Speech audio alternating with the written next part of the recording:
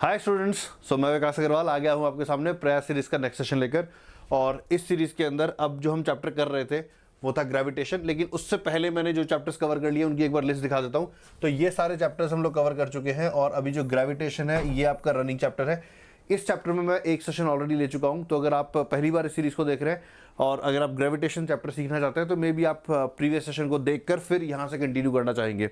ठीक है, तो ग्रेविटेशन चैप्टर को हम दो पार्ट में डिवाइड करके पढ़ेंगे। पहला पार्ट है फील्ड थ्योरी, दूसरा पार्ट है सैटेलाइट थ्योरी। और फील्ड थ्योरी की हम पढ़ाई कर रहे थे जिसमें मैंने लास्ट क्लास में आपको जो न्यूटन्स लॉ ऑफ ग्रेविटेशन है उसके बारे में बताया था। एक थोड़ा सा समराइज कर देता हूं मैं कि अगर एक पार्टिकल m1 मास का है, एक पार्टिकल m2 मास का है, इनके बीच की दूरी r है, तो ये एक दूसरे पे फोर्स लगाते हैं और वो फोर्स अट्रैक्टिव नेचर का होता है। ठीक है, और इस फोर्स की जो वैल्यू होती है ये होती है g into m1 m2 by R square, ये हमने देखा था। ठीक है, फिर इस फोर्स का हमने वेक्टर फॉर्म में देखा था। फिर हमने ग्रेविटेशनल फील्ड का कॉन्सेप्ट डिफाइन किया था कि ग्रेविटेशनल फील्ड क्या होता है। फिर ग्रेविटेशनल फील्ड इंटेंसिटी क्या होती है वो हमने डिफाइन करी थी। फिर ग्रेविटेशनल फील्ड इंटेंसिटी एक पार्टिकल की वजह से कितनी होगी वो हमने लिखी थी। फिर एक सॉलिड स्फीयर की वजह से कितना होता है वो देखा था। एक हॉलो स्फीयर की वजह से कितना होता है वो देखा था। और सॉलिड स्फीयर वाले फॉर्मूले को यूज करके हमने अर्थ का जो ग्रेविटेशनल फील्ड है वो हमने निकाला था। अर्थ का gravitational field at height h हमने निकाला था, at the surface of the earth निकाला था, और एट अ डेप्थ d हमने निकाला था। तो यहां तक की चीजें हम कर चुके हैं, अब हम आगे पढ़ते हैं। ठीक है, तो आज हम सीखेंगे कॉन्सेप्ट ऑफ ग्रेविटेशनल पोटेंशियल। ठीक है, तो एग्जैक्टली ये होता क्या है, मतलब what exactly is gravitational potential. ठीक है, तो बच्चों पहले मैं आपको ये बात बताता हूँ कि पोटेंशियल की बात हम करते हैं वो इसलिए करते हैं ताकि हम पोटेंशियल एनर्जी को लिख पाएं। ठीक है, और दूसरी बात इंपॉर्टेंट ये है कि पोटेंशियल का कॉन्सेप्ट जो है ये पूरा गहराई से समझने के लिए, ठीक है, इसके लिए थोड़ा समय चाहिए। और ये जैसे 12th में जब हम इलेक्ट्रोस्टैट्स पढ़ेंगे उस समय में पोटेंशियल का कॉन्सेप्ट पूरा डीपली एक्सप्लेन करूंगा, प्रॉपर अच्छे से समझ में आएगा। ठीक है, अभी मैं उस तरीके से बताता हूं जिस तरीके से तुम पोटेंशियल के कॉन्सेप्ट को यूज करके क्वेश्चन सॉल्व कर पाओगे। ठीक है, समझ में अभी भी आएगा, मैं ये नहीं कह रहा हूं कि अभी मैं जो बातें बताऊंगा वो समझ में नहीं आएंगी, समझ में अभी भी आएंगी, लेकिन वो थोड़ी सुपरफिशियल होंगी, मतलब ऊपर ऊपर से बता दूंगा मैं। ठीक है, प्रॉपर एकदम गहराई में नहीं जाएंगे। ठीक है, या अगर गहराई में जाना, मैं एक चीज वैसे बता देता हूं कि बेसिकली हम पोटेंशियल का कॉन्सेप्ट क्यों पढ़ते हैं, क्योंकि इसको इस तरह समझते हैं कि जब हमने वर्क एनर्जी थ्योरम यूज करने के बारे में सोचा, ठीक है, वर्क एनर्जी थ्योरम फिजिक्स में एक बहुत ही पावरफुल टूल होता है क्वेश्चंस को सॉल्व करने के लिए। तो ग्रेविटेशन रिलेटेड सिचुएशंस में जब हमने वर्क एनर्जी थ्योरम को यूज करने के बारे में सोचा तो हमने देखा कि पोटेंशियल एनर्जी लिखने के लिए हमें एक कुछ particular kind of integrals bar bar evaluate करने पड़ रहे हैं। ठीक है, तो लोगों ने सोचा कि यार एक काम करते हैं, इट्स बेटर कि हम इन इंटीग्रल्स को एक क्वांटिटी की तरह डिफाइन कर दें और इन इंटीग्रल्स का हम वैल्यू याद कर लें कि अगर ये इंटीग्रल हमें करना होता है यहाँ से लेके यहाँ तक तो उसका आंसर क्या आता है वो याद कर लेते हैं, ताकि इंटीग्रल बार बार करने में एफर्ट ना डालना पड़े। हम सीधा इंटीग्रेशन के बाद जो रिजल्ट आ गया उस रिजल्ट को यूज करके अपनी स्पीड बढ़ा सके। ठीक है, रेपिटेटिव नेचर के इंटीग्रल्स आ रहे थे। ठीक है, तो यही समझ लो कि पोटेंशियल एनर्जी लिखने के लिए कुछ इंटीग्रल्स बार बार आते हैं, हमने उनका नाम पोटेंशियल रख दिया है और उनकी वैल्यू हम याद कर लेंगे सो दैट हम पोटेंशियल एनर्जी को बड़ी कन्वीनियंटली लिख पाए। ठीक है, अब मैं अभी कवर क्या नहीं करूंगा, मैं अभी ये कवर नहीं करूंगा कि ये इंटीग्रल्स क्या थे। ठीक है, ये कहां से आते हैं। ठीक है, मैं डायरेक्टली बताऊंगा कि इन इंटीग्रल्स का नाम हमने पोटेंशियल रख दिया है तो मैं पोटेंशियल नाम यूज करूंगा और उसकी जो वैल्यू आएगी वो यूज करूंगा।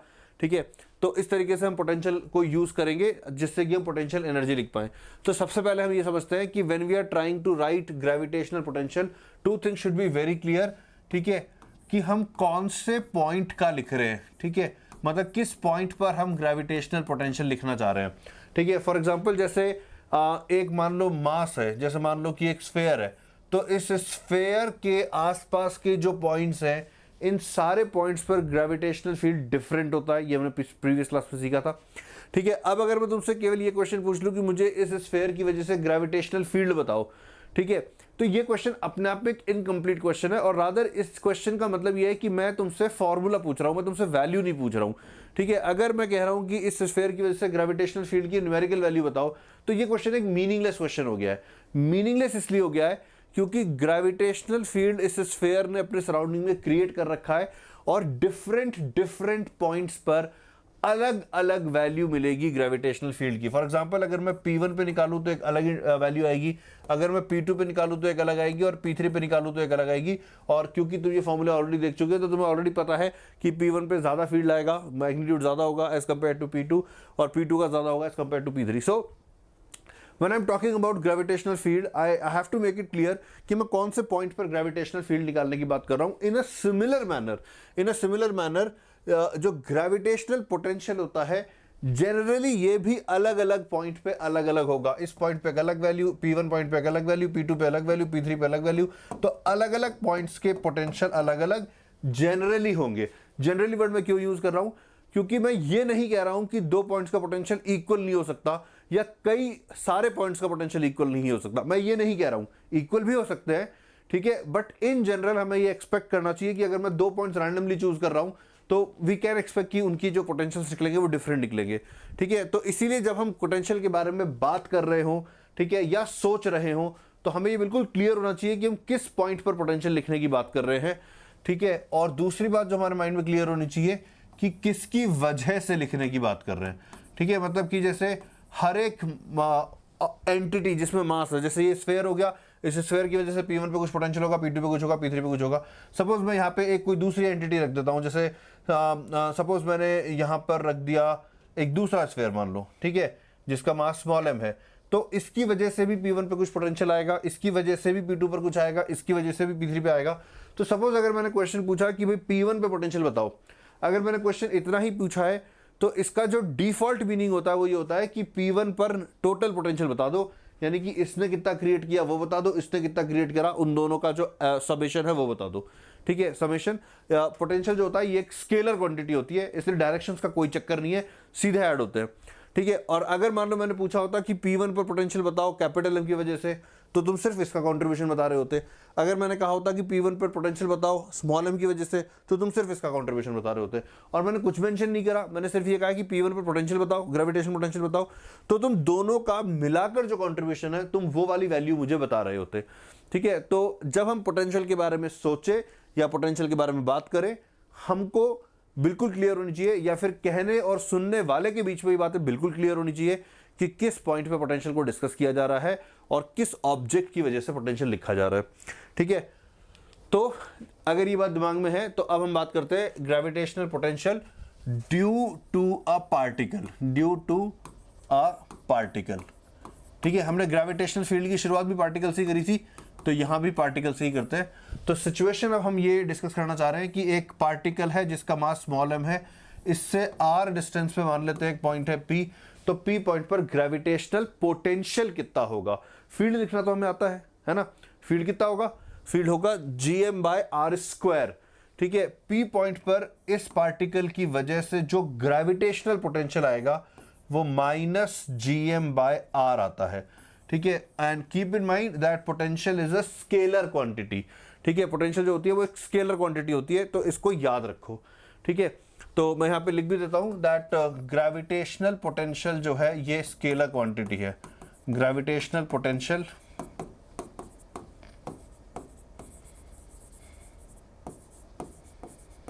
इज अ स्केलर क्वांटिटी, ठीक है, पहली चीज।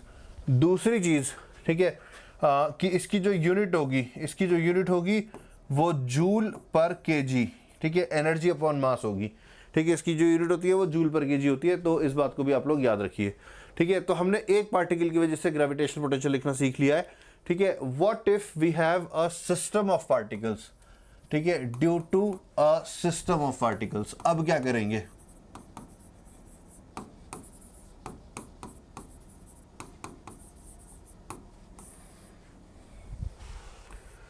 ठीक है, due to a system of particles. तो सपोज यहाँ पे एक पार्टिकल है जिसका मास m1 है, यहाँ पे एक पार्टिकल है जिसका मास m2 है, यहाँ पे एक पार्टिकल है जिसका मास m3 एंड सो ऑन, और इस P पॉइंट पर हम पोटेंशियल निकालना चाह रहे हैं, ठीक है। हमें सबके डिस्टेंसेस भी पता है, जैसे P का डिस्टेंस m1 से मान लो r1 है, P का डिस्टेंस m2 से मान लेते हैं r2 है, ये मान लो r3 है, और ऐसे मान लो और भी पार्टिकल्स है, मान लो टोटल n पार्टिकल्स है जिसका मास mn मान लेते हैं, ये डिस्टेंस rn मान लेते हैं, ठीक है। अब अगर हमसे कहा गया कि भाई P का पोटेंशियल निकालो, कहा गया या नहीं भी कहा गया, हमें जरूरत पड़ गई P पॉइंट पे पोटेंशियल निकालने की, तो क्या करेंगे हम एक एक करके सबका कंट्रीब्यूशन लिखेंगे, V1P, V2P, V3P and so on. सबका कंट्रीब्यूशन एक एक करके लिखेंगे। कैसे लिखेंगे ध्यान से देखना, माइनस GM1/R1। नोटिस करो ये फर्स्ट पार्टिकल का कंट्रीब्यूशन है P पॉइंट पर पोटेंशियल में, ठीक है, ये हो गया V1, ठीक है। उसके बाद नेक्स्ट हो जाएगा माइनस GM2/R2, ठीक है, फिर हो जाएगा minus GM3/R3 and so on, ठीक है, इस तरीके से हो जाएगा। देखो आ रहा है क्या समझ में, क्लियर है यहाँ तक? अच्छा, इसी को थोड़ा सा एक बार दोबारा मॉडिफाई करते हैं, दोबारा मॉडिफाई नहीं करते, कंडीशन देखते हैं, ठीक है। सपोज सारे पार्टिकल्स इक्वी डिस्टेंट थे। इक्वी डिस्टेंट होने का मतलब ये सारे के सारे जो R1, R2, R3, R4 है, ये सब इक्वल होके मान लो R के बराबर हो गए, ठीक है। तो ऐसे केस में P पॉइंट का जब पोटेंशियल लिखेंगे, नोटिस करना माइनस G/R तो कॉमन आ जाएगा, ठीक है। इन टर्म्स में से देखो GR, GR, GR ये सारे कॉमन हो जाएंगे, तो ये तो बाहर निकल जाएंगे, ठीक है। And we will be left with M1 plus M2 plus M3 and so on, ठीक है। In other words minus G into total mass of the system, ठीक है, डिवाइडेड बाय R, ये फॉर्मूला बन जाएगा। अगेन बच्चों ये ऐसा लग रहा है कि हाँ ये तो बहुत सिंपल सी बात थी, इसमें ऐसा बहुत कॉम्प्लेक्सिटी तो थी नहीं, और थी भी नहीं, ऐसा नहीं कि कॉम्प्लेक्सिटी थी इसके अंदर, नहीं थी, ठीक है। लेकिन होता क्या है कि ये जो सिचुएशन होती है जिसमें सारे पार्टिकल्स इक्वी डिस्टेंट होते हैं P पॉइंट से, कई बार बच्चे इस बात को नोटिस नहीं कर पाते हैं कि सारे पॉइंट्स इक्वी डिस्टेंट पर है, तो हम इसको डायरेक्टली यूज कर रहे हैं। ये बहुत ही कन्वीनियंट फॉर्मूला होता है कई जगहों पर, अभी थोड़ी देर में मैं करके भी दिखाऊंगा, ठीक है। पहले हमने अभी तक जितनी बातें सीखी है उसके ऊपर एक क्वेश्चन ट्राई कर लेते हैं, ठीक है। तो जैसे मान लेते हैं सिचुएशन कुछ ऐसी है कि एक स्क्वायर है, ठीक है, इस स्क्वायर के कॉर्नर्स पे मान लेते हैं मासेस रखे हुए हैं, ठीक है। ये मास M मान लेते हैं, ये मास M मान लेते हैं, ये मास M मान लेते हैं, यहाँ पे मान लेते हैं नहीं रखा है अभी, ठीक है। तो इस पॉइंट का नाम रख देते हैं, इस पॉइंट का नाम P रख देते हैं। हमसे कहा गया कि P पॉइंट पर पोटेंशियल बताओ, ठीक है। तो देखो कैसे करेंगे इसको, तो P पॉइंट पर पोटेंशियल मैं लिखूंगा माइनस GM बाय, अच्छा इस स्क्वायर की साइड लेंथ मान लेते हैं A हमको दे दी है, ठीक है। तो मैं लिखूंगा माइनस GM/A, ये मैंने इसका कंट्रीब्यूशन लिख दिया है, ठीक है। फिर मैं लिखूंगा माइनस GM/√2A, ये मैंने इसका कंट्रीब्यूशन लिख दिया है क्योंकि ये डिस्टेंस √2A हो जाएगी, ठीक है। और फिर फाइनली मैं लिखूंगा माइनस GM/A अगेन, ठीक है, ये मैंने इसका कंट्रीब्यूशन लिख दिया है। तो इस तरीके से तीनों पार्टिकल्स का कंट्रीब्यूशन लिख देंगे तो काम हो जाएगा। देखो बच्चों आ रहा है क्या समझ में, क्लियर है यहाँ तक, ठीक है। तो ये हम इस तरीके से मतलब मल्टीपल पार्टिकल्स होने के केस में पोटेंशियल निकाल सकते हैं, ठीक है। अब आगे देखते हैं, ठीक है, gravitational potential on the axis of a ring देखते हैं,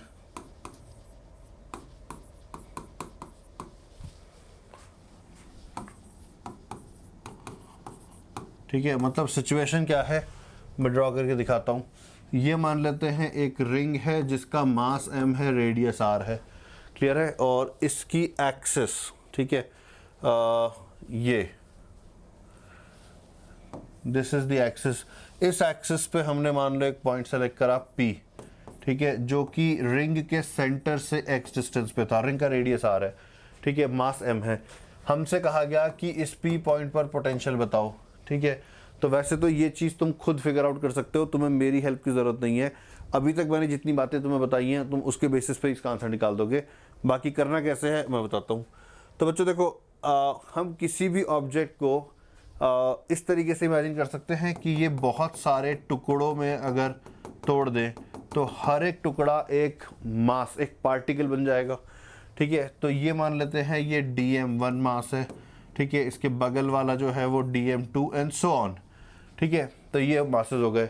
अब इनमें से कोई सा भी एक मास नोटिस कर लो या देख लो और चेक करो कि उस मास की P से दूरी कितनी है, ठीक है, या रादर तुम ये बताओ कि इनमें से वो कौन सा पॉइंट है जो P से सबसे ज़्यादा दूरी पर होगा।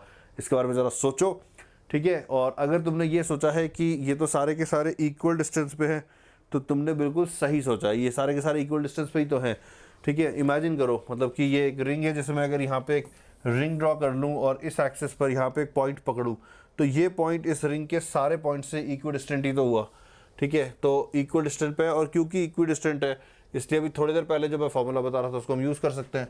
ठीक है, मतलब हम लिखेंगे माइनस जी इंटू टोटल मास जो कि हमको गिवन है डिवाइडेड बाय आर। आर था एक पार्टिकल का पीछे डिस्टेंस, तो यहाँ पे वो डिस्टेंस कितना होगा, ये वाला डिस्टेंस होगा। ठीक है, तो इसको root of x square plus r square लिख देंगे हम। ठीक है, तो ये बन जाएगा root of r square plus x square, और ये ही आंसर हो गया।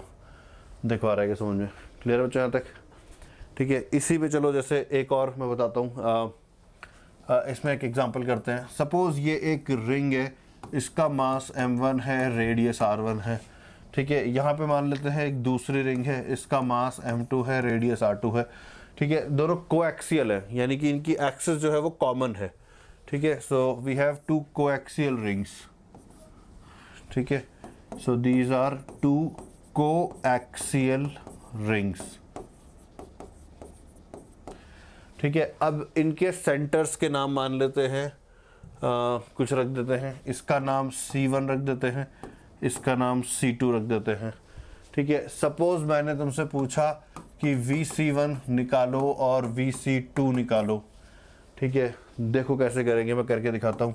तो VC1 लिखेंगे, तो जब हम किसी भी पॉइंट पे पोटेंशियल लिखते हैं आसपास प्रेजेंट सारे ऑब्जेक्ट्स की वजह से लिखते हैं। ठीक है, तो VC1 हम लिखेंगे, ये हो जाएगा minus GM1 divided by root of, अच्छा ये डिस्टेंस भी हमें क्वेश्चन में मान लो गिवन है, ये डिस्टेंस D मान लेते हैं। ठीक है, तो पहले C1 की वजह से, खुद की वजह से लिखेंगे, तो उसमें तो नोटिस करो कि सीधे R1 ही आ जाएगा, क्योंकि इस रिंग के सारे पॉइंट्स सेंटर से R1 दूरी पे, या यूँ कह लो कि अभी जो हमने फॉर्मूला लिखा था इसमें x की वैल्यू 0 हो गई, x की वैल्यू 0 होने पर भी नीचे R ही बचेगा। ठीक है, तो ये C1 का कॉन्ट्रीब्यूशन हो गया। अब फर्स्ट रिंग का कॉन्ट्रीब्यूशन हो गया C1 पर पोटेंशियल लिखने के लिए। सेकेंड रिंग का कॉन्ट्रीब्यूशन होगा GM2 divided by root of R2 square plus D square. Notice करो, समझ आ रहा है? ये वाला डिस्टेंस चाहिएगा हमें, ये डिस्टेंस, क्लियर है? इसी तरीके से जब तुम VC2 लिखोगे, ठीक है, तो ये बनेगा minus GM1 upon root of R1 square plus D square, और इधर माइनस GM2 अपॉन R2। ये नोटिस करो, क्लियर बच्चों? आ रहा है तो समझे? इस तरीके से हम C1 और C2 पे पोटेंशियल लिख देंगे। ठीक है, अब आगे की बात करते हैं। अब बात करते हैं due to a uniform hollow sphere.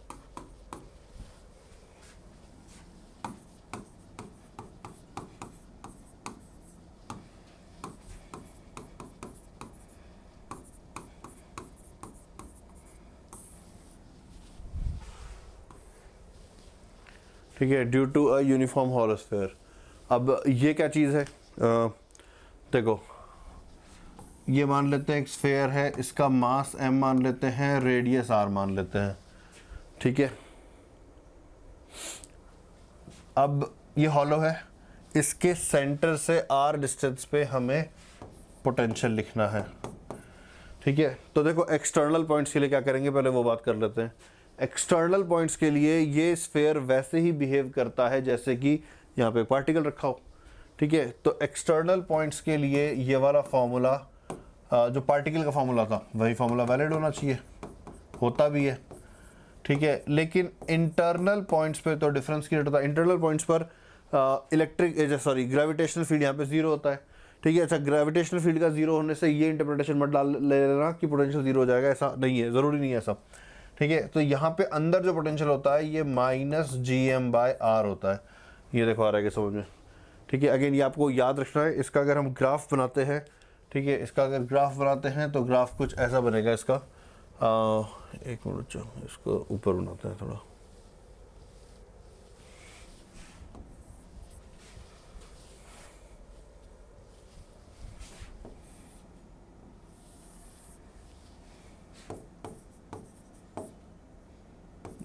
इस तरीके का।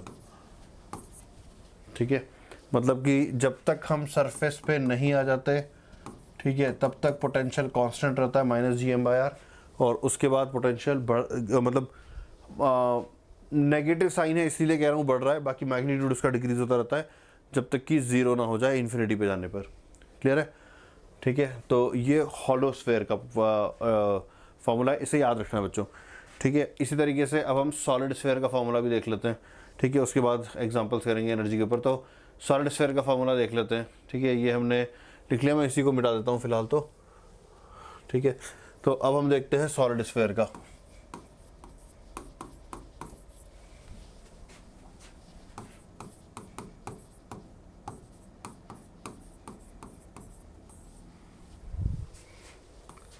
ठीक है, तो इस बार सिचुएशन ये है कि ये स्फेयर है और इस पूरे रीजन में मास भरा हुआ है।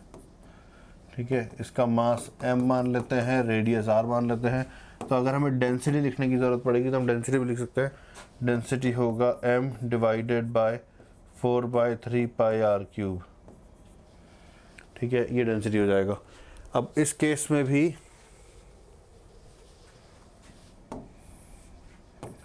यहाँ से r डिस्टेंस पे जो पोटेंशियल है, ठीक है, ये होगा -gm/r, यानी कि एक्सटर्नल पॉइंट्स पे ये अभी भी पार्टिकल की तरह बिहेव करेगा। इंटरनल पॉइंट्स पे लेकिन डिफरेंस होता है। इंटरनल पॉइंट्स पे देखो क्या फॉर्मूला होता है, ये होता है -gm/2। ठीक है, 3r² माइनस स्मॉल r², और यहाँ पे होता है ये। ठीक है, ये फॉर्मूला होता है। तो इससे क्या क्या चीज़ें पता लग रही हैं। पहली बात तो ये कि सेंटर का जो पोटेंशियल होगा, नोटिस करो, स्मॉल r को 0 कर देंगे तो वो -3gm/2r होगा। ठीक है, जो कि प्रीवियस केस में कितना था, इस वाले केस में सेंटर का पोटेंशियल -gm/r था। ठीक है, इस वाले केस में -3gm/r है। ठीक है, और इसका अगर मैं ग्राफ बनाऊं, ठीक है, इसका ग्राफ कैसे बनेगा मैं यहाँ बना के दिखाता हूँ। इसका ग्राफ कुछ इस तरीके से बनेगा।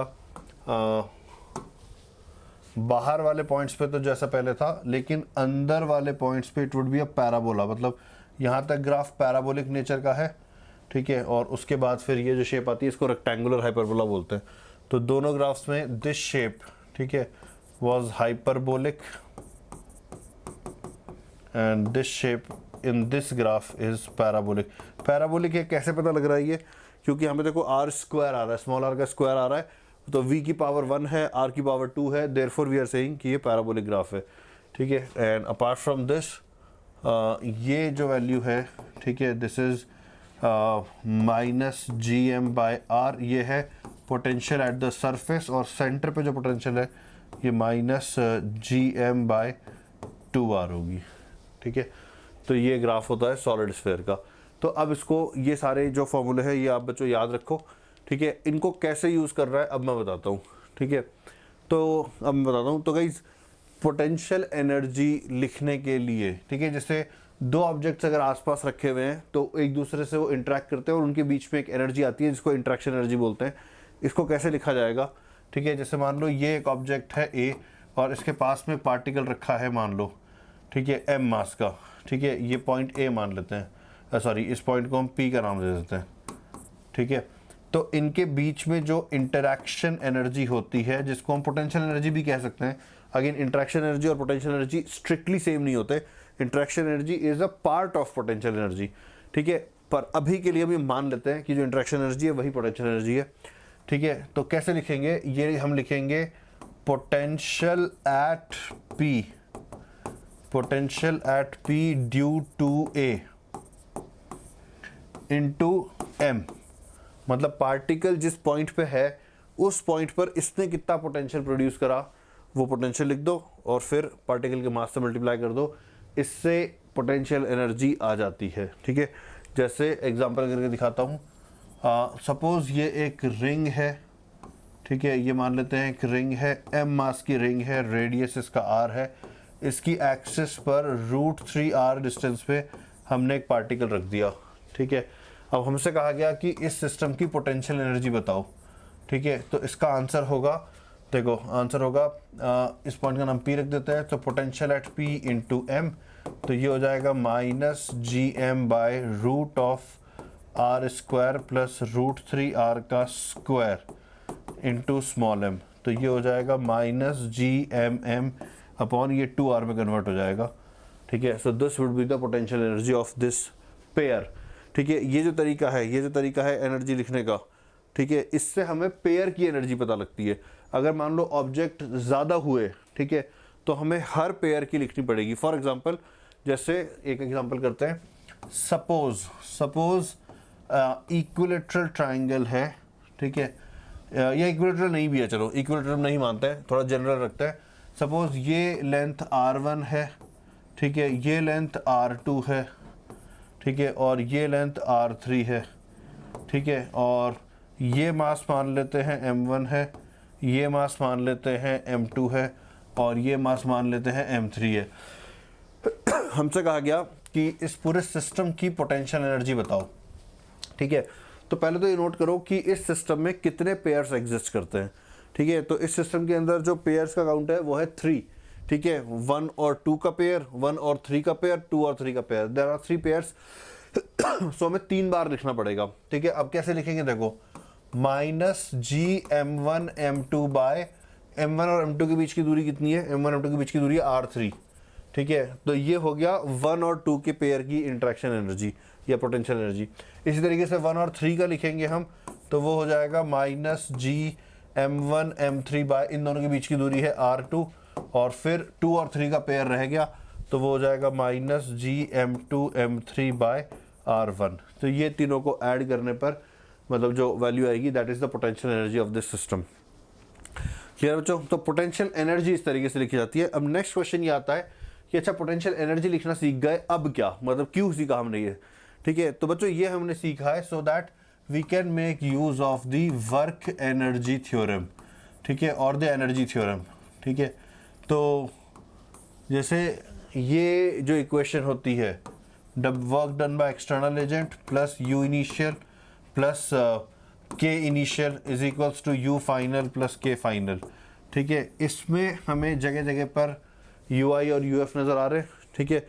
इनको हम यूज़ करना चाहते हैं, मतलब इस इक्वेशन को यूज़ करना चाहते हैं। जैसे कैसी सिचुएशन होगी जहाँ पे यूज़ करना होगा, देखो, मान लो ये एक रिंग है, ठीक है, ये रिंग m मास की है, r रेडियस है इसका, ठीक है। इसको हमने फिक्स कर रखा है, ये रिंग की एक्सिस है, और ये ना यूनिफॉर्म रिंग है, ठीक है, ये यूनिफॉर्म रिंग है, ठीक है। हमने क्या किया, √3r डिस्टेंस पे एक पार्टिकल को रिलीज कर दिया है, ठीक है, और तुम्हें किसी भी और तरह का ग्रेविटेशनल फील्ड नहीं मानना है। मतलब there is no gravity due to earth, मतलब ऐसा नहीं कि इसको छोड़ देंगे तो नीचे गिरने लगेगा, ऐसा नहीं है, अर्थ का ग्रेविटी है ही नहीं। The only gravitational field this particle can experience is that because of the ring, ठीक है।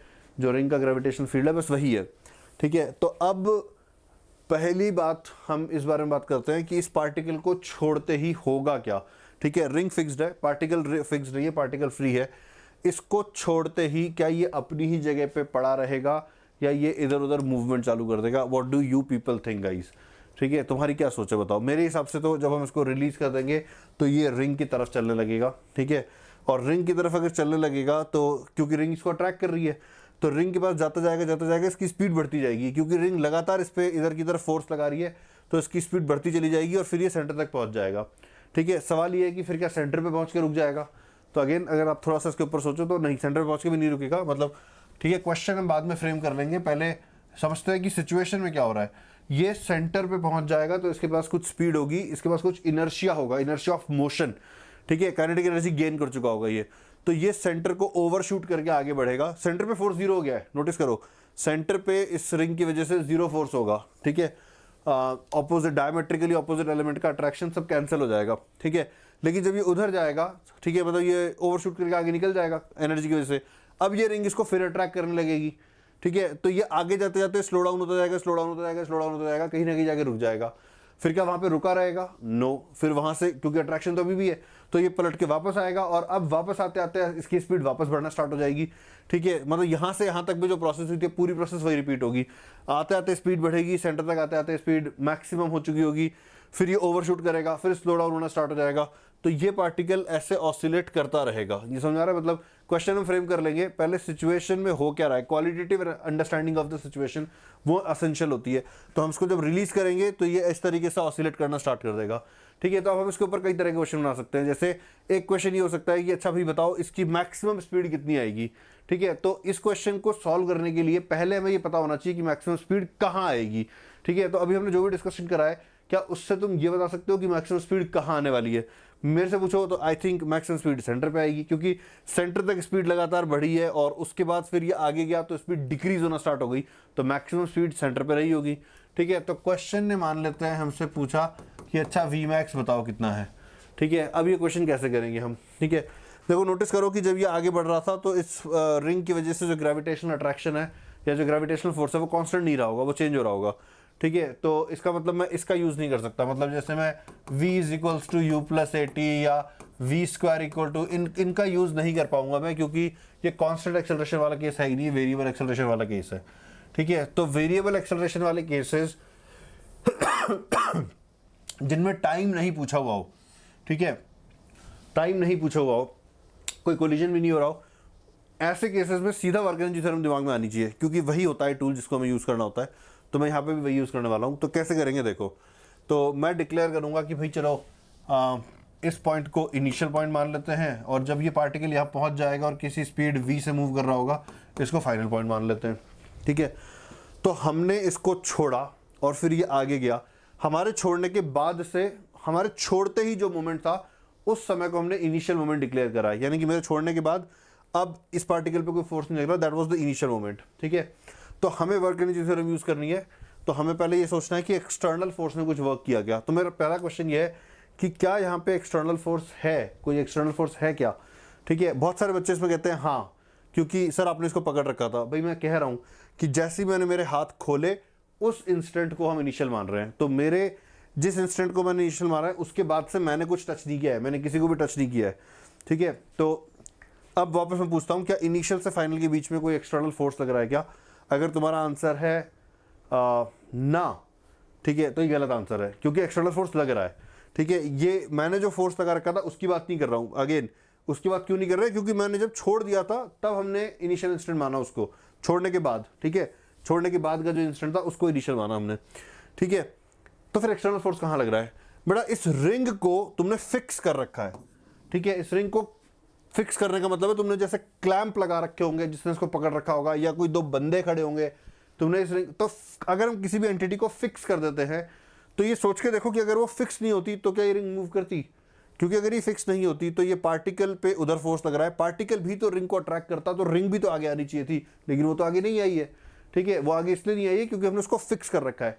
तो ये जो फिक्सचर्स होते हैं जिन्होंने फिक्स कर रखा है, उन्होंने फोर्स लगा रखा है, वो एक्सटर्नल फोर्स है। ठीक है, fixture is not part of system, तो सिस्टम के बाहर से अगर फोर्सेस लगते हैं तो उनको हम एक्सटर्नल फोर्सेस बोलते हैं। तो यहाँ पे तुमने जो भी क्लैंपिंग कर रखी है या तुमने जिस भी तरह से फिक्स किया हुआ है वहां से एक्सटर्नल फोर्स लग रहा है। ठीक है, तो सवाल है कि क्या सिस्टम पे एक्सटर्नल फोर्स लग रहा है? जवाब होगा हाँ, एक्सटर्नल फोर्स है। अब सवाल आता है कि अच्छा ठीक है बताओ इसने वर्क कितना किया फिर? तो इसका जवाब होगा कि वर्क जीरो है इस केस में, इस एग्जांपल में। वर्क जीरो इसलिए क्योंकि वर्क तब होता है जब उन पॉइंट्स का डिस्प्लेसमेंट हो जिन पे फोर्स लग रहा है। तो एक्सटर्नल फोर्स लग रहा है रिंग पे, रिंग तो मूव ही नहीं कर रही है। ठीक है, तो although external force is there but W external is zero. ये समझ में आ रहा है बच्चों? ठीक है, तो W एक्सटर्नल जो है, W external will be zero in this example. W external जो है वो जीरो है। बहुत अच्छी बात है। अब आते हैं के इनिशियल की बात कर रहे थे। अब पहले इनिशियल पॉइंट पे फोकस करते हैं। इनिशियल पॉइंट था जब हमने इसको छोड़ा था, तो हमारे छोड़ते ही ये पार्टिकल रेस्ट पे था, रिंग तो परमानेंटली रेस्ट पे है, यानी कि के इनिशियल इज 0 + 0। ये दो बार 0 क्यों लिख रहे हो? ये बताने के लिए कि मैंने पार्टिकल के बारे में भी सोच लिया है, मैंने रिंग के बारे में भी सोच लिया है, दोनों की काइनेटिक एनर्जी 0 है। ठीक है, दोनों के ऊपर मैं ध्यान दे चुका हूँ। चलो अच्छी बात है। अब यूआई के बारे में सोचते हैं। तो यूआई के बारे में हमने अभी देखा था यूआई कैसे लिखना होता है।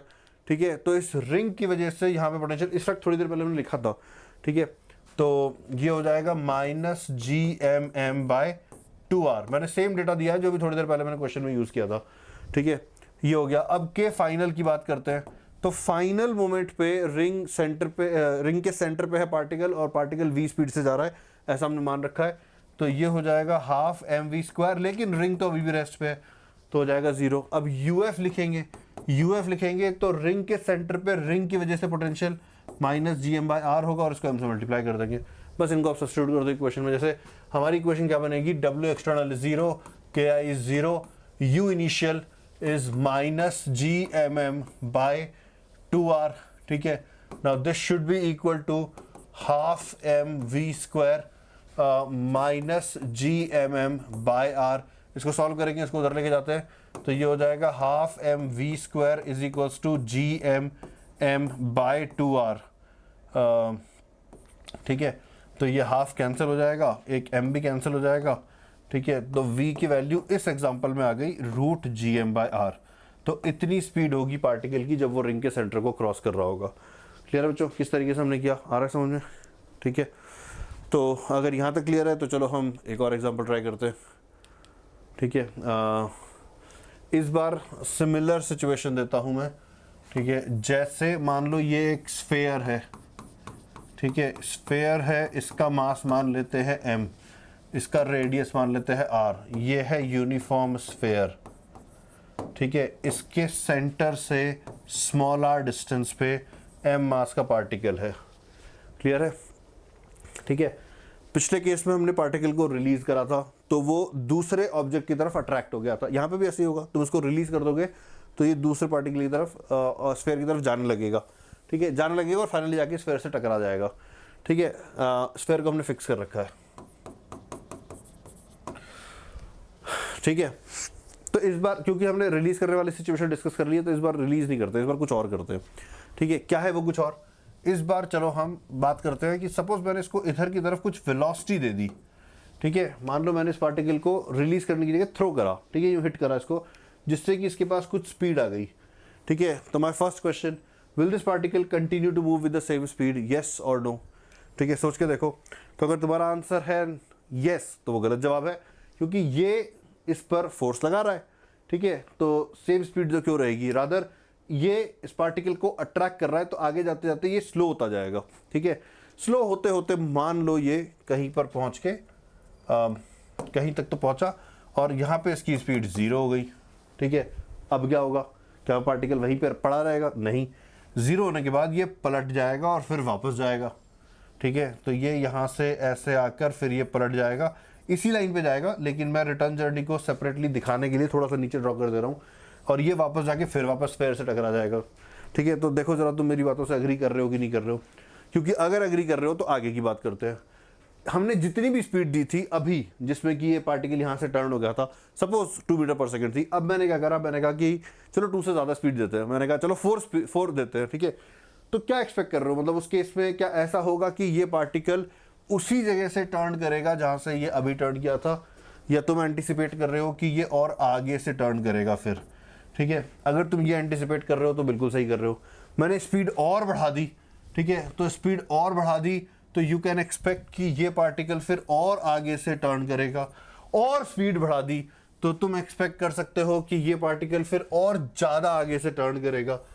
ठीक है, समझ में आ रहा है? और अब मैंने स्पीड इतनी कर दी, बढ़ाते बढ़ाते बढ़ाते मैं स्पीड इतनी कर चुका हूँ कि ये पार्टिकल इन्फिनिटी तक चला जाता है बिफोर कमिंग टू रेस्ट। मतलब दूर जाता जा रहा है, जाता जा रहा है, जाता जा रहा है, स्पीड कम होती जा रही है, होती जा रही है, होती जा रही है, होती जा रही है, होती जा रही है, और बहुत दूर निकलने के बाद अब ये नेग्लिजिबल स्पीड से मूव कर रहा है, जो मेरे ख्याल से थोड़ी और दूर जाके 0 हो जाएगी। लेकिन क्योंकि ये इन्फिनिटी पे पहुंच चुका है, मतलब बहुत दूर जा चुका है, तो मैं अज्यूम कर लूँगा कि भाई इसके इन्फ्लुएंस से बाहर हो गया है, इसलिए वो लौट के वापस नहीं आ रहा। सोच के देखो, मतलब अगर मैं इसको यहाँ पे एक सर्टन अमाउंट ऑफ स्पीड दे दूँ तो ये दूर जाता जाएगा, स्लो होता जाएगा, होता जाएगा, होता जाएगा, इन्फिनिटी पे भी ये नेग्लिजिबल स्पीड के साथ ट्रैवल कर रहा होगा। ठीक है, और पलट के वापस कभी नहीं आएगा। अगर मैंने उससे थोड़ी सी ज़्यादा स्पीड दे दी तो ये इन्फिनिटी पे भी एप्रिशिएबल स्पीड के साथ ट्रैवल कर रहा होगा फिर। ठीक है, फिर ये लौट के कभी नहीं आएगा। तो ये जो स्पीड होती है, ठीक है, इसको हम कहते हैं एस्केप स्पीड। ठीक है, एस्केप स्पीड मतलब इतनी स्पीड दे दो कि इसके ग्रेविटेशनल फील्ड से बाहर चला जाए। ठीक है, इसको कहते हैं एस्केप स्पीड। तो इस पार्टिकल के लिए हम एस्केप स्पीड निकालने की कोशिश करते हैं। ठीक है, तो सवाल हमारा ये है कि भाई मिनिमम कितनी स्पीड दी जाए जिससे कि ये पार्टिकल पलट के वापस ही ना आए। ठीक है, ये है क्वेश्चन। ठीक है, तो अगर क्वेश्चन ये है तो देखो हमें पहले समझना चाहिए कि हमने यहाँ पे स्पीड दी, पार्टिकल जा रहा है, ठीक है, और बहुत दूर तक पहुँचने के बाद, ठीक है, मतलब ये ब्रोकन दिखा देता हूँ मैं लाइन, इसका मतलब होता है कि this is a very long line, इसकी स्पीड जो है वो नेग्लिजिबल हो चुकी होगी, इस पॉइंट को मैं फाइनल ले लेता हूँ, ठीक है। इसका डिस्टेंस कितना है स्फेयर के सेंटर से, वो है इनफाइनाइट, ठीक है। तो ये मेरा इनिशियल पॉइंट है, ये मेरा फाइनल पॉइंट है। अब फिर से इक्वेशन लिखते हैं, इस बार डायरेक्टली लिखते हैं, ठीक है। पहले जैसे मैंने हर एक टर्म लिख के दिखाई थी, इस बार डायरेक्टली मैं वैल्यू डालूंगा। What about W external, is there any external force on this system? The answer is yes, because you have held the sphere, तुमने पकड़ रखा है, ठीक है। तो फोर्स तो है लेकिन वो कुछ वर्क नहीं कर रहा, so W external is 0। What about initial kinetic energy? तो initial kinetic energy is definitely there, that is half mv0 square, initial kinetic energy है ना, ठीक है। स्फेयर के पास कुछ नहीं है तो उसका 0 लिख दो, तो ये इनिशियल काइनेटिक एनर्जी हो गया। इनिशियल पोटेंशियल एनर्जी तो वो हम लिख देंगे -gm/r इंटू m, ठीक है, ये इनिशियल पोटेंशियल एनर्जी हो गई, is equals to final kinetic energy 0 + 0। Sphere के पास तो हमेशा ही 0 थी, और इन्फिनिटी पे पहुंचने के बाद उस पार्टिकल के पास भी नेग्लिजिबल स्पीड बची है, तो नेग्लिजिबल काइनेटिक एनर्जी हुई। What about the potential energy? तो r को इनफाइनाइट करेंगे तो ये भी 0 हो जाएगा, ठीक है। तो यहाँ से देखो सॉल्व करने पर v की जो वैल्यू आ रही है या v0 की जो वैल्यू आ रही है, ये आ रही है √2gm/r, ठीक है, नोटिस करो, क्लियर है। तो हमने स्पीड निकाल ली, जिस स्पीड को देने से पार्टिकल इन्फिनिटी पे चला जाएगा, ठीक है। अब ये तो चलो हमने स्फेयर की मतलब ये समझ लिया है, तो ये concept this is actually true, मतलब this sphere could have been earth, ठीक है, हो सकता है ये स्फेयर अर्थ होता, ठीक है। तो अर्थ के सेंटर से r डिस्टेंस पे अगर मुझे एक पार्टिकल को ऐसे थ्रो कर रहा है कि वो लौट के वापस ना आए, तो मुझे उसे √2gm/r स्पीड देनी पड़ती है, ठीक है। इसको कहते हैं एस्केप स्पीड, क्लियर है बच्चों यहाँ तक, ठीक है। तो मैं एस्केप स्पीड पर कुछ आपको एग्जांपल्स कराता हूँ, ठीक है। तो एस्केप स्पीड का मतलब वो ये है कि इफ दिस इज अर्थ, ठीक है, इफ दिस इज अर्थ, तो इसके सेंटर से r डिस्टेंस पे मैं कितनी स्पीड दूं कि ये लौट के वापस ना आए, ठीक है। तो एस्केप स्पीड जो होती है इसकी वैल्यू होती है √2gm/r। अब पहले तो नोटिस करो कि क्या मैं डिफरेंट पॉइंट से अगर इस पार्टिकल को थ्रो करता तो एस्केप स्पीड डिफरेंट आती क्या? The answer is yes, because small r different होता फिर, ठीक है। तो अलग अलग जगह से थ्रो करने पर एस्केप स्पीड डिफरेंट आएगी, ये समझ आ रहा है। So we can say that VE depends on location of projection, कहाँ से फेंका गया है, ठीक है, इस बात पे डिपेंड करता है, ठीक है, इस बात पे एस्केप स्पीड डिपेंड करती है, पहली चीज। सेकंड चीज, ठीक है, अगर मैं कह रहा हूं कि मैं अर्थ की सरफेस से फेंक रहा हूं, suppose if projection is done from surface of earth, ठीक है, if projection is done from surface of earth, ठीक है, देन मतलब कि अगर मैं m की जगह मास ऑफ अर्थ डाल दूं, ठीक है, स्मॉल r फिर देखो कैपिटल R में बदल जाएगा फिर, या RE में बदल जाएगा, ठीक है। तो अगर मैं मास की जगह अर्थ का मास डाल दूं और r की जगह पर अर्थ का रेडियस डाल दूं, तो ये वैल्यू आती है अराउंड 11.2 किलोमीटर पर सेकेंड, ठीक है। तो अर्थ की सरफेस से जो एस्केप स्पीड होती है 11.2 किलोमीटर पर सेकेंड है। थैंकफुली ये बहुत ज़्यादा है, थैंकफुली, मैं थैंकफुली क्यों बोल रहा हूँ, इतना ग्रेटिट्यूड क्यों एक्सप्रेस कर रहा हूँ।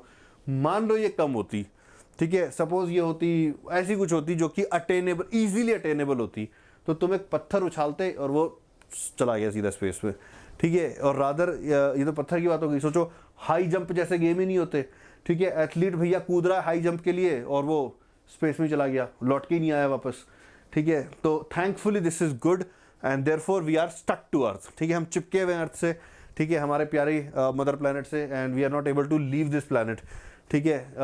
तो अगर मान लो ऐसा प्लैनेट है कोई बाहर जिसके लिए ये वैल्यू कम है, तो उस प्लैनेट से प्रोजेक्ट होना काफ़ी आसान होगा, ठीक है, which may not be desirable if we want to inhabit that planet, ठीक है।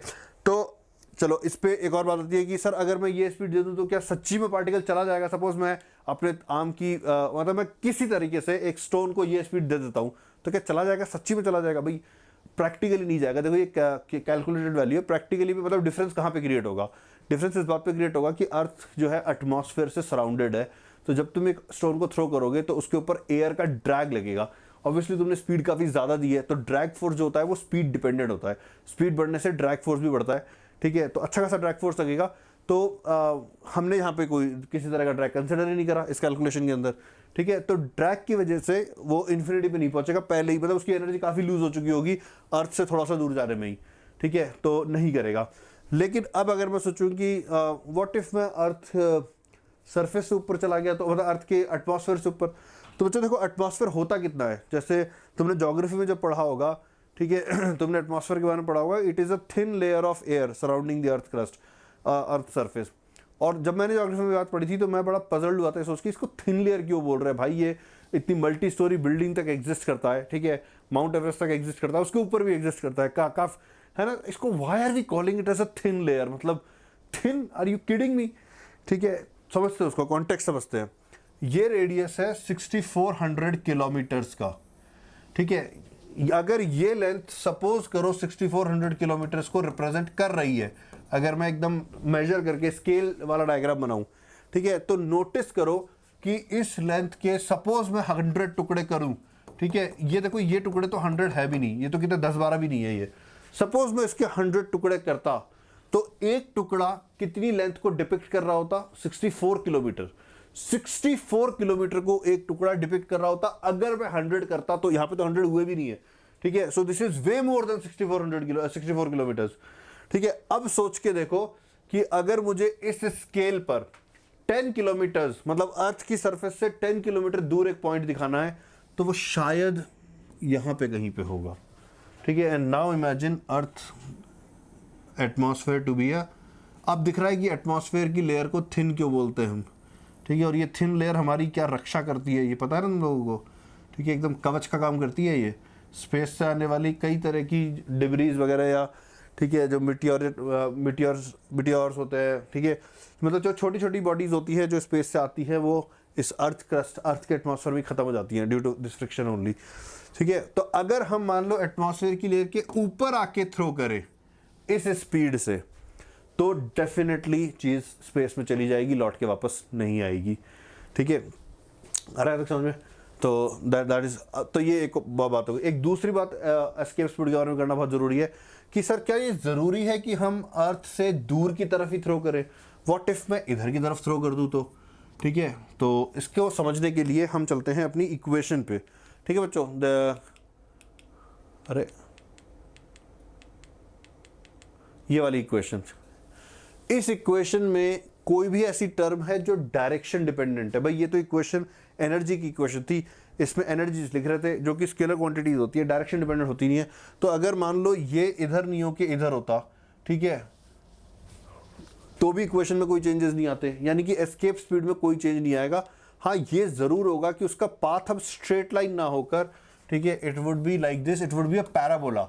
ये बात प्रूव करनी पड़ती है, मुझे पता है इसलिए मैं तुम्हें बता दे रहा हूं कि अगर तुमने एग्जैक्टली एस्केप स्पीड दी है तो पैराबोलिक पाथ को फॉलो करते हुए पार्टिकल जो है वो इन्फिनिटी पे चला जाएगा, ठीक है। आ रहा समझे? तुमने एस्केप से भी ज्यादा दे दी है तो भी ये इन्फिनिटी पे जाएगा, लेकिन अब जो पाथ फॉलो करेगा, ठीक है, वो पाथ हाइपरबोलिक होता है, ठीक है, वो पाथ हाइपरबोलिक होता है। क्लियर है? ठीक है। तो तुम किसी भी डायरेक्शन में थ्रो कर सकते हो, ठीक है, किसी भी डायरेक्शन में थ्रो कर सकते हो। सर किसी भी डायरेक्शन में थ्रो कर सकते हो, अर्थ की तरफ थ्रो कर दूं तो चला जाएगा इन्फिनिटी पे? अरे भाई तुम अर्थ की तरफ थ्रो कर दोगे मेरे भाई, वो जाके अर्थ को हिट कर देगा एंड देयरफॉर वो नहीं जा पाएगा। लेकिन सपोज तुमने सीधा अर्थ की तरफ भेजा, साथ में तुमने यहाँ पे एक सुरंग खोद दी, ठीक है, पूरी अर्थ के इस एंड से लेके उस एंड तक, सपोज करो तुमने एक पूरी सुरंग बना दी है और ये पार्टिकल सीधा जाके उस सुरंग के अंदर एंटर कर रहा है, यानी कि देयर इज नो इंपैक्ट, टक्कर नहीं हो रही है, तो ये पार्टिकल सुरंग के अंदर घुसेगा, उधर से बाहर निकलेगा और फिर उस तरफ इन्फिनिटी पे चला जाएगा। कहने का मतलब यह है कि एनर्जेटिकली इसके पास वो सारी रिक्वायरमेंट्स हैं जो इसको इन्फिनिटी पे ले जाने के लिए चाहिए, अगर तुमने यहाँ पे एस्केप स्पीड दे दी है तो यस, अगर तुम अर्थ की तरफ थ्रो कर रहे हो और तुम इंश्योर कर रहे हो कि इसके पाथ को तुमने पहले से ही हॉलो आउट कर दिया है, ठीक है, तो फिर वो इन्फिनिटी पे चला जाएगा, ठीक है। So escape speed is not dependent, ठीक है, it is not dependent on direction, it is not dependent on direction of projection. तो ये भी ध्यान रखना है। और एक और इम्पॉर्टेंट बात जो रह गई है बात करने के लिए, ठीक है, वो ये कि ये इस मास पे भी डिपेंड नहीं कर रहा। ठीक है, तुम चाहे एक हल्का पत्थर थ्रो करो चाहे एक भारी पत्थर थ्रो करो, दोनों को सेम स्पीड चाहिए इन्फिनिटी तक जाने के लिए, यानी कि एस्केप होने के लिए, और वो स्पीड है this root G M by root two G M by, अरे हाँ root two G M by. ठीक है, तो मास ऑफ प्रोजेक्टाइल पे डिपेंड नहीं करता कि एस्केप होगा या एस्केप नहीं होगा। क्लियर है बच्चों? ठीक है, तो अगर यहाँ तक की बातें क्लियर है तो आज के लिए इतना ही बच्चों। With whatever knowledge we have gathered here, we will now understand the satellite motion. ठीक है, जो कि हम नेक्स्ट क्लास में करेंगे। It's going to be very interesting guys, तुम्हें बहुत अच्छे से समझ में आएगा, और उसमें हम ये भी समझेंगे कि वो जो चंद्रयान की ट्रैजेक्टरी थी वो इतनी अजीब सी क्यों थी। ठीक है, तो वो भी मैं समझाऊंगा। Alright, so I will see you in the next session now. Take care everyone, bye bye.